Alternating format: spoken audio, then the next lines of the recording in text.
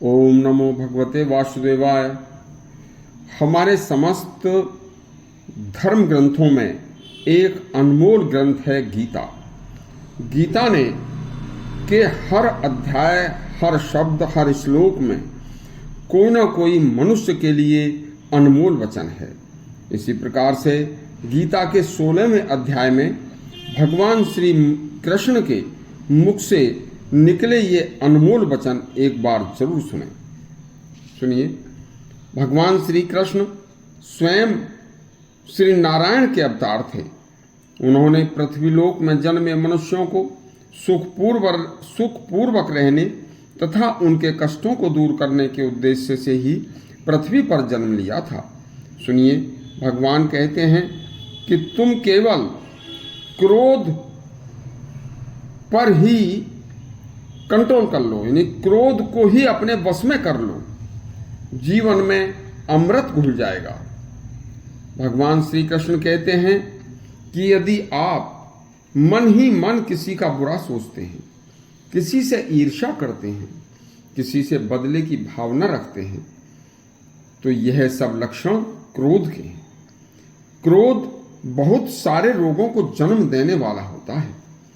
क्रोध से जीवन में अशांति आती है, अशांति से हृदय रोग होता है, लकवा पक्षाघात हो सकता है, खून का दबाव बढ़कर खतरनाक रोग शरीर में प्रवेश कर सकता है। ऐसे व्यक्ति को अपने से पारिवारिक रिश्तों में कटुता आ जाएगी, घनिष्ठ रिश्ते टूट जाएंगे, परिवार भी नरक बन जाएगा, परमार्थिक सेवा भाव साधना नष्ट हो जाएगी, विषय भोगों के प्रति चिंतन में रुचि बढ़ जाएगी, गैर सात्विक विचारों के प्रति आसक्ति बढ़ जाएगी, आसक्ति से कामना पैदा होती है और कामना से क्रोध का जन्म होता है, क्रोध से सम्मोहन बढ़ता है और सम्मोहन से स्मृति नष्ट भ्रष्ट हो जाती है और स्मृति भ्रष्ट होने पर बुद्धि का नाश हो जाता है और बुद्धि का नाश होने पर मनुष्य का सर्वनाश होकर पतन हो जाता है।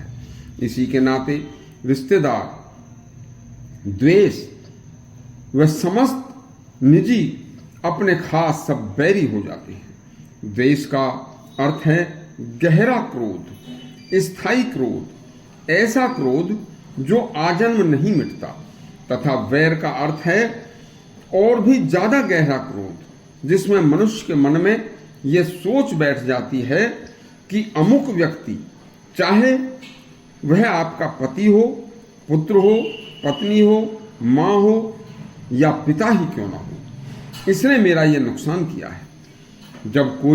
जबकि कोई संसार में कोई किसी का नुकसान कर ही नहीं सकता। यह केवल उस व्यक्ति के मानसिक सोच है। उसमें उस नुकसान का कारण उसके अपने कर्म हैं, उसका भाग्य है, उसकी कोई असावधानी है अथवा पहले का कोई पूर्वार्ध का कारण है। ऐसा सोचने मात्र से आपका वर्षों पुराना क्रोध जड़ मूल से मिट जाएगा, नष्ट हो जाएगा।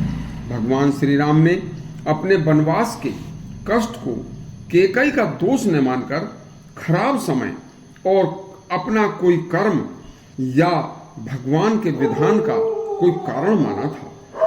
सांसारिक लोभ व भोगों में डूबा हुआ संसार के सारे नियम व मनुष्यता को मनुष्य जब भूल जाता है तो उससे उसकी समस्त बातों पर बस क्या आता है? क्रोध। और उसके दुखों का कारण कौन होता है? क्रोध। यही निकल कर आता है। इस क्रोध पर विजय पाइए और अपनों का और अपने परिवार का और अपना जीवन सफल बनाइए। यदि आपको भगवान श्री कृष्ण के अनमोल वचन गीता के 16वें अध्याय के अच्छे लगे हों तो हमारा चैनल सब्सक्राइब करें और घंटी दबाएं। धन्यवाद।